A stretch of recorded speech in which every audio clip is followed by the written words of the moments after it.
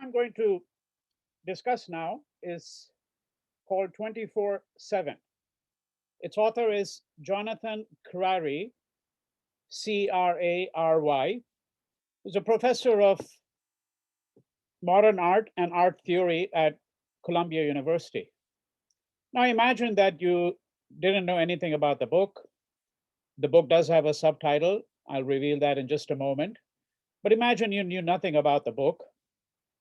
You would be perhaps right in thinking that the book is perhaps perhaps something like a cultural history of the convenience store that's open 24 hours a day. That might be one possible reading. Some others here might think that the book is a study of the city that never sleeps, something that is said often about cities such as London, New York, Paris, Bombay. Right? The constant beehive of activity, train stations that are open 20, 22 hours, vendors on the street, cities with a nightlife, perhaps. So that might be one way in which you might think about the subject matter of this book. But the book is really not about any of this. Its subtitle is Late Capitalism and the Ends of Sleep. So it's a book really about what we might call the politics of sleep, a cultural history of sleep, the political economy of sleep.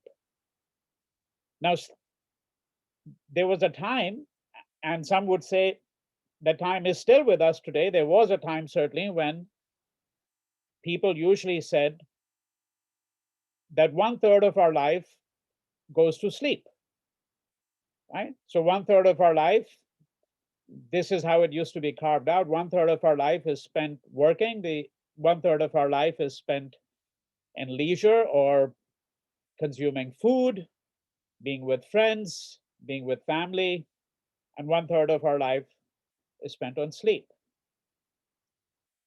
It is a fact, we'll try to interpret that later on, that the number of hours that a person sleeps on the average as an adult has declined very considerably over the course of the last 100 years.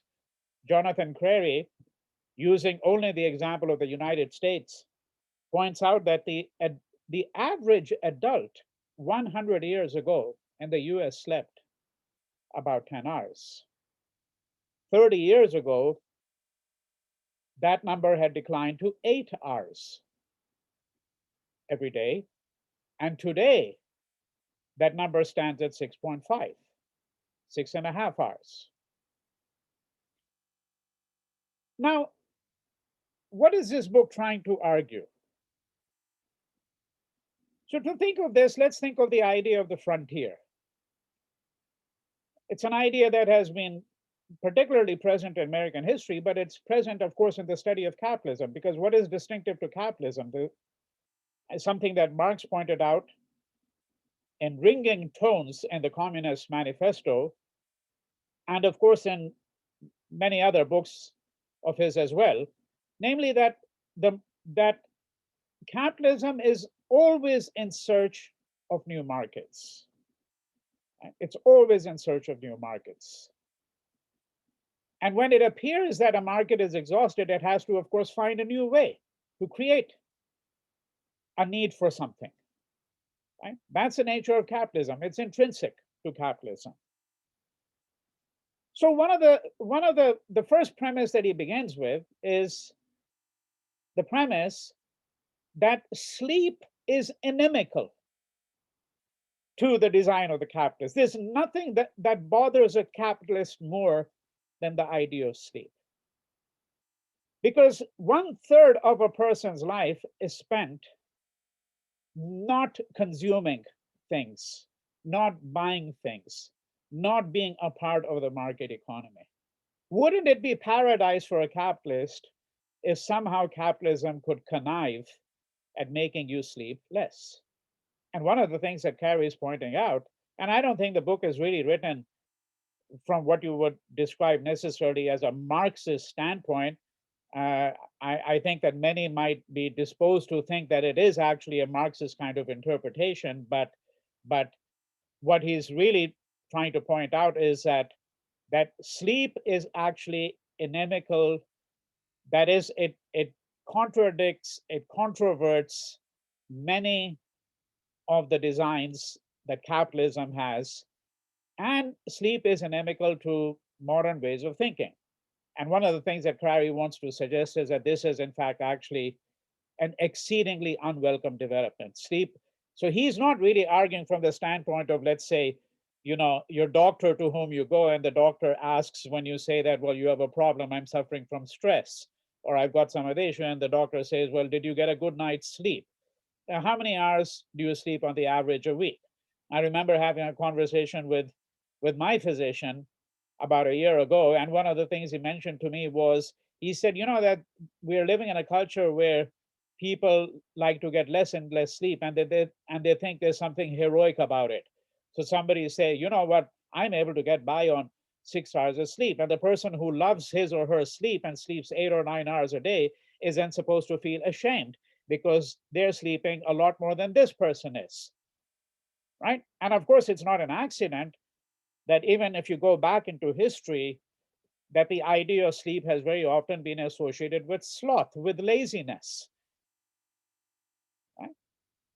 And I would dare say that even someone like myself, who has been aware of the kinds of things that Crary is talking about in this book, about the politics of sleep, that I myself have been susceptible to this tendency to reprimand, let's say, someone in the family who I think might sleep a little too much, right? And moreover, I am again the kind of person who might want to punish myself by saying that, well, I'm getting 7 hours of sleep.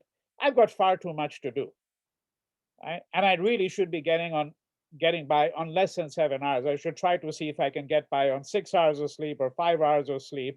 Of course, I think, one has this idea, uh, a really narcissistic idea, that somehow if one sleeps less and publishes perhaps another few articles in 1 year, that somehow one is going to shake up the earth, right? I mean, what could be more absurd? What could be more absurd, really, than that? But let's go back to the beginning of this book, because this is really a wonderful book. It's a kind of book that I've often thought, why is it that scholars and essayists and commentators and writers in a country like India almost never write? I mean, we write about communalism, we write about caste, we write about contemporary politics, we write about the prime minister. Right? And of course, then there might be, histories written of Akbar or Aurangzeb or Shivaji, and there might be works of art history.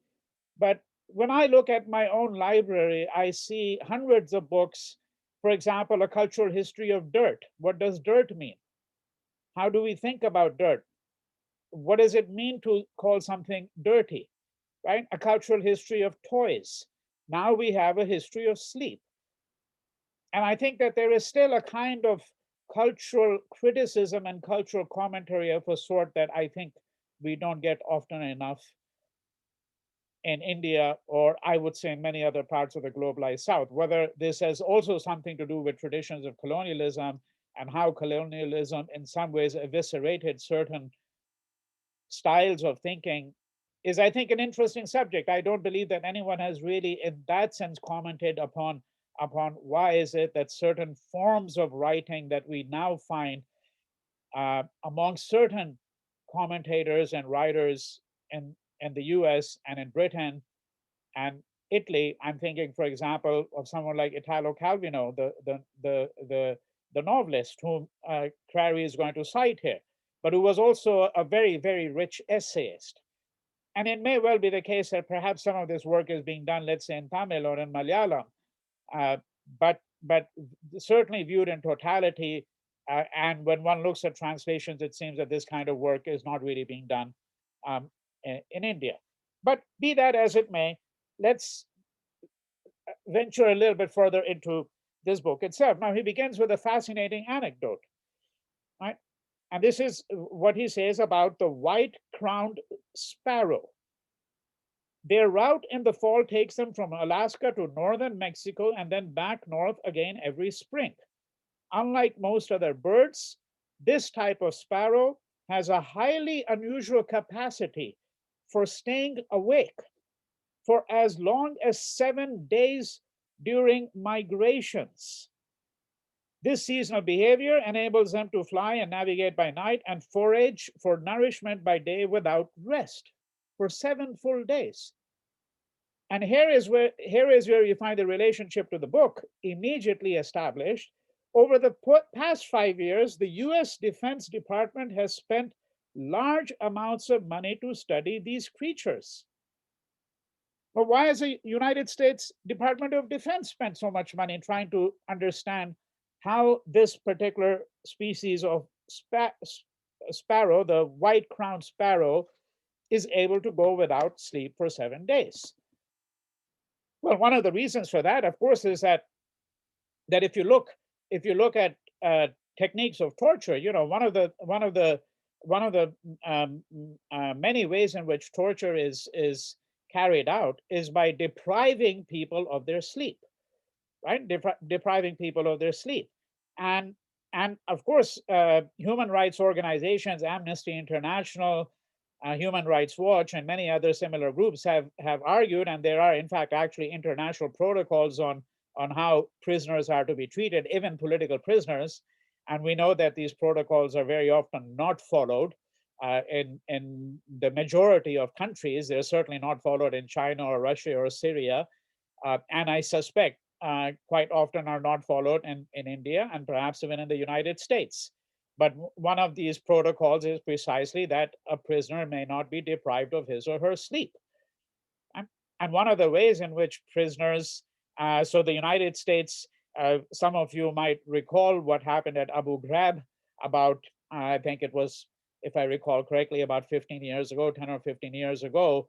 But this is where the United States, when it was pursuing the war on terror, which officially hasn't ended at this point in time, but the US earned quite a lot of notoriety because it had this base where these people were jihadis, or terrorists, as the US called them, were taken prisoner, and then they were interrogated and often interrogated for hours on stretch, and these people were not allowed to sleep at night. And one of the ways in which they're not allowed to sleep is that they have bright lights shining on them. This is where the work of Schivelbusch, the great German social and cultural historian, really comes into place. I hope to actually have a talk on his book on lighting, on light, really, what happened when electricity came in and the idea of light came in. And then, of course, the idea eventually that, well, one could work through the night, right? So, but be that as it may, the point here simply is that this is one of the many reasons why the Department of Defense has been interested in studying the patterns of this sparrow, and a sparrow that is able to go without sleep for 7 days, right? But of course, the other side of it is what, as Crary points out, is that the other reason why the Defense Department has carried out studies for many years, and I'm certain that there are similar organizations or national organizations in other countries that have done the same, is that the military is very interested in the idea of the soldier who can be, as it were, taught, right, trained into going without sleep. What if you had the sleepless soldier? And that would, of course, give you the advantage over the enemy if your soldiers were able to execute tasks without any sleep, if they had been given rigorous training in a certain fashion, right? So now going back to the idea of the frontier, therefore, the idea of the frontier is that sleep is the last frontier that capitalism would like to conquer, right? This remains the last fundamental frontier. And that this is fundamentally what this wonderful book, it's a small book, 130, 140 some pages, is about. Uh, I think that if people read even the first chapter, about 25 to 30 pages, that would suffice, because it really gives you some insights into something that I'm certain most people have never really given a thought to at all. Everybody wants their sleep. We treasure our sleep. But again, as I've suggested, there are different ways in thinking about what has happened to sleep under conditions of modernity. And I've already raised a number of points here, because one of the points I've raised without mentioning it explicitly is that we can think of, if we're thinking about a regime of rights, because look, we're living at a time when the language of rights is all around us. We all embrace that language to a greater or lesser degree. Right? And there are, of course, international protocols, once again, which govern the idea of rights. So, there are certain fundamental human rights: the right to your own life, the right to liberty. And then there are arrangements for such thing, or constitutional contrivances, as I call them, for the right to the freedom of speech, freedom of expression, freedom of movement without restriction, freedom to pursue a job of your choosing if you can find it, freedom of equality, freedom to not freedom to equality, but the equality of opportunity, right? And of course, there are some people who have argued that we have the right to clean air, clean water. Well, do we have a right to our sleep as well? Because in some ways, our sleep is being compromised, even when we are fully aware of the fact that we need sleep, and we treasure our sleep, and we sleep the 8 hours.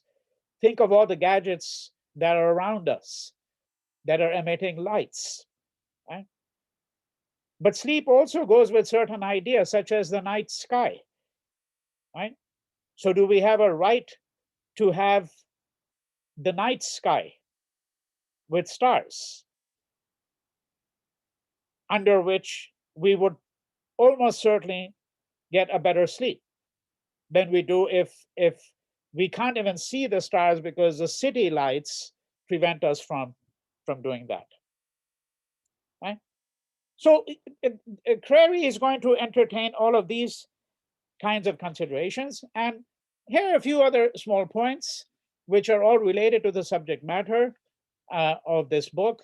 But I'm using a computer to record this talk. And one of the functions that this computer has is something called sleep. You can put it in the sleep mode. Now let's pause and think about that for a second, because that indicates very clearly how capitalism really works. You see, you put it in the sleep mode, and the idea is that when I get back to my computer, if I've stepped away, either for the night or for a short period of time, and I simply touch my mouse, and the computer comes back alive. The screen is lit once again, right? So I haven't gone into the computer hasn't gone into deep sleep, so to speak. And the supposition here is, Crary seems to suggest, that capitalism would like to turn us, each of us, into a computer, right? Because usually, you go into a sleep, then you wake up in the morning, and it takes a little bit of time before you revive yourself.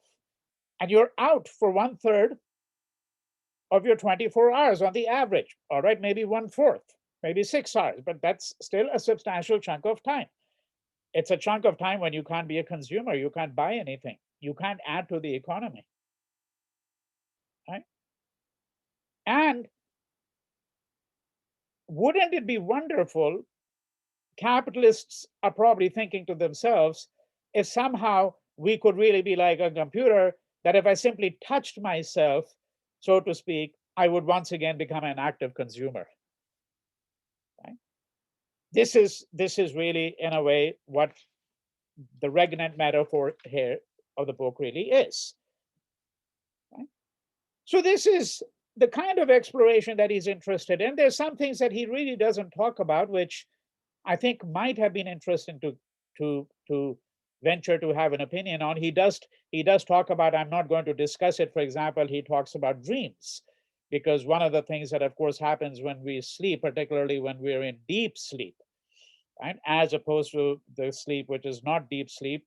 Sleep specialists have distinguished between different kinds of sleep, and it is really when we get into deep sleep that we start to really dream, and then the dreams, of course, were something that Freud himself had interpreted. Crary suggests that there are some limitations in how Freud really thinks about dreams, uh, but that's a different subject here. But he does really talk about sleep and dreams as well.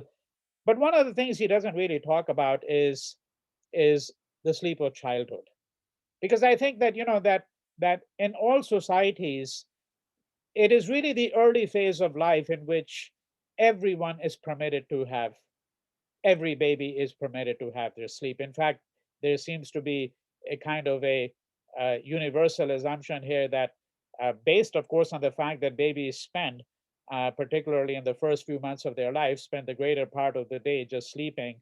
Uh, but there's something angelic about their sleep, and that even when the number of waking hours, sleeping hours, diminishes over a period of time, there is still a widespread acceptance all over the world that children should sleep as much as possible. It's good for children to sleep, right? So it's that phase of life where the kinds of other associations that have developed in many cultures with sleep, such as notions of sloth or laziness or not being productive, uh, that particular phase, childhood, seems to be exempt from that. And I think that he could have had an interesting discussion on the implications of that. Is it the case, for example, that also that those who sleep too much are very often seen as having regressed into a state of childhood, perhaps? Is the adult who sleeps too much reprimanded by saying, well, why do you need to sleep so much? You're no longer a child. I can remember myself having told my teenage children something to that effect, right? So uh, there is certainly ample room for more reflections on this particular subject of sleep, uh, and Crary, uh, even though he may not develop that idea, certainly develops a great many other ideas, such as a relationship, as I've said, between sleep and dreams, sleep and security. Uh, he also touches very briefly on what he calls a phenomenology of retention, and memory. But I want to conclude this brief discussion um, by suggesting one thing more, and then having a quotation from the novelist Italo Calvino, whom I had mentioned earlier. Um, and the particular point I want to sort of end with is that it's worthwhile thinking that when a civilization, or when a country, let's say, has um, fallen in bad ways, let's say a country has become colonized, right? And then 2 centuries later, it decolonizes. What do we say? We say that the country is finally awakening, right? It's awakening. So one of the ways in which the rise of China and India, especially China, has been discussed is that these two countries have awoken from a deep sleep. Right? And here again, we see this idea that sleep is something that is deplorable. And Crary is suggesting that we need to now think about the political language we use when we discuss the revitalization that takes place within a culture. Why do we say that they're finally awoken? Right? So the supposition here is that being awake is really the opposite of being asleep. But perhaps it is when we are asleep, we are most awake insofar as we are, by our very sleep, controverting some of the dictums of capitalism and modernity, that itself is now actually some form of resistance in a way. Right? And so now to conclude with this quotation from Italo Calvino, who towards the end of his life remarked that civilization as a whole was on the verge of, quote, losing a basic human faculty, the power of bringing visions into focus with our eyes shut. I think that's a wonderful thought with which one can conclude a talk like this. And I wish all of you a good sleep. Bye bye.